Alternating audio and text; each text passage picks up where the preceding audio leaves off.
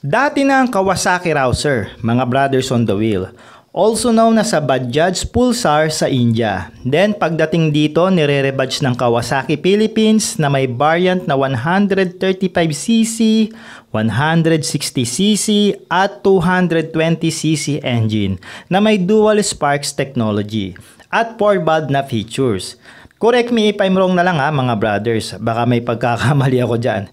Ang lakas ng appeal ng motor na ito dati dahil sa kanyang machong datingan. I remember, kalakasan pa ng market noon ng Rouser tas naglabasan rin yung mga kalaban niyan like Yamaha SA at FSA and Suzuki Gixxer. At ano pa ba mga brothers, dagdagan nyo naman sa comment section natin para maikumpara. Then all of a sudden, biglang nalaos ito. Siguro isa na rin sa mga dahilan pumasok ang new era ng scooter at underbone categories. Kaya siguro humina sa market ang bentahan ng Rouser. At ngayong taon, binabalik ng Kawasaki Philippines ang kanilang Rouser model na may dalawang variant. Yan ang NS200 na naked sport version na may price na 116,000 pesos at RS200 na full fairing version na may price naman na 133,900 pesos. So tumutok lang sa ating episode mga brothers at ating pag-usapan ang mga features ng bagong Rouser ng Kawasaki Philippines. Brothers on the wheels, bago tayo magsimula, huwag niyo muna kalimutan mag-subscribe at i-click ang kalembang. At i-like niyo na rin ang ating page sa Facebook para ma-update kayo sa balitang motorsiklo. Cheers! Unahin na nating talakayin ang body design ng dalawa. Well, parehas naman silang sports looking bike na takaw pansin sa daan. Ang pagkakaibahan nga lang, si NS200 is a naked street bike at si RS200 naman is a full fairing sports bike. At dun na sila nagkakatalo. At almost 18,000 pesos ang price different nila. Although same lang sila ng specs and features, pero syempre, importante pa rin ang forma ng motor pagdating sa isang rider. May kasabihan nga tayo mga brothers on the wheels There is more beauty than meets in the eye. Tama ba yun? Parang ang layo ng connect no?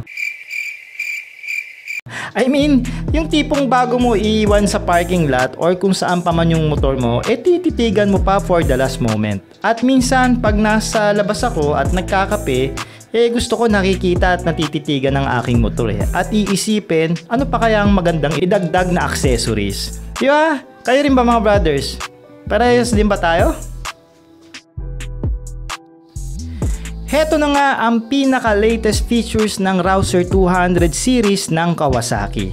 Dahil equipped na ito ngayon ng dual channel ABS, also known as anti-lock braking system for the safety pagdating sa preno. And of course, ang trademark technology ng Bajaj India, ang DTSI, meaning Digital Triple Spark Plug Ignition. Yes, you hear me mga brothers, tatlong spark plug for the single cylinder engine.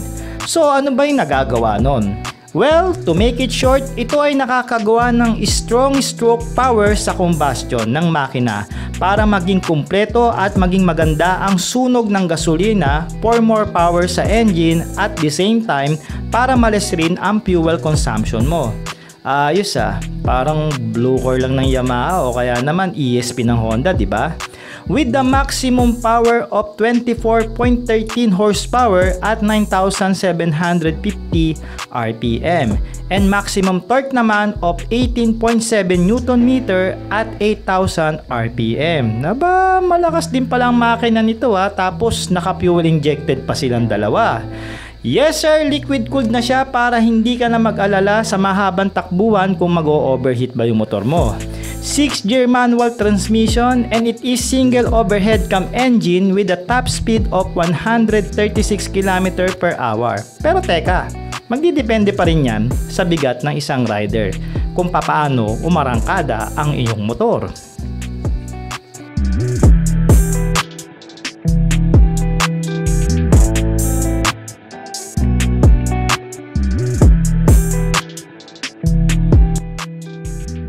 12 liters ang gas tank ng NS200.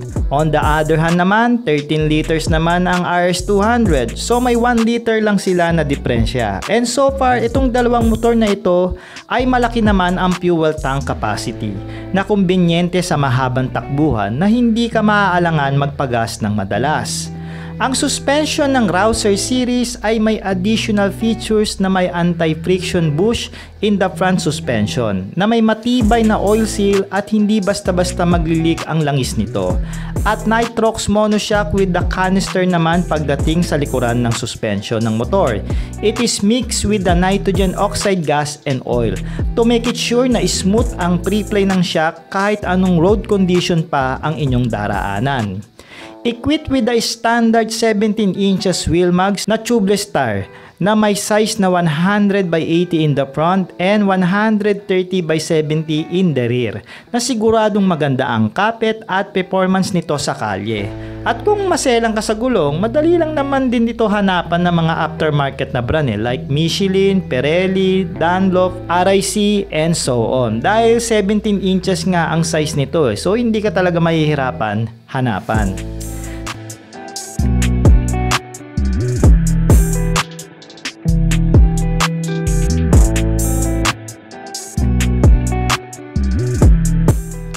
Lipat naman tayo sa seat height ng motor na 805mm. Mataas kaya I guess mga 5'5 pataas ang makakapag-manage magpatakbo nito at mabigat na rin kasi ang timbang ng Rouser na 156 kg and with the 168mm ground clearance naman. So far so good naman ang lighting system nito na LED made na anti-light with the stylish look all the way to underneath ng motor. And then naka H4 socket naman ang headlight nito at ganun rin ang turn signal light na bulb type. At lagi ko nga sinasabi sa mga viewers natin dyan na pwede yung palitan ng mga aftermarket na LED lights. And with the combination of analog and digital display pagdating naman sa gauge panel ng Rouser. Kasama na rin ang mga basic warning sign na essential sa isang motorsiklo. Alright mga brothers on the wheel, ito na yung full details ng presyo ng Rouser para sa installment. At kung namangha kayo sa mga features ng bagong Rouser ng Kawasaki by Bajaj Motor, i-comment nyo naman ang inyong mga saloobin at ating mapag-usapan sa comment section.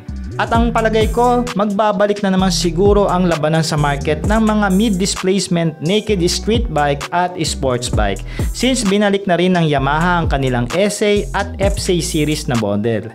At ganun rin ang Suzuki dahil sa kanilang newly designed Gixxer series. At pagkakaalam ko ang Honda ay may ilalabas na rin sila.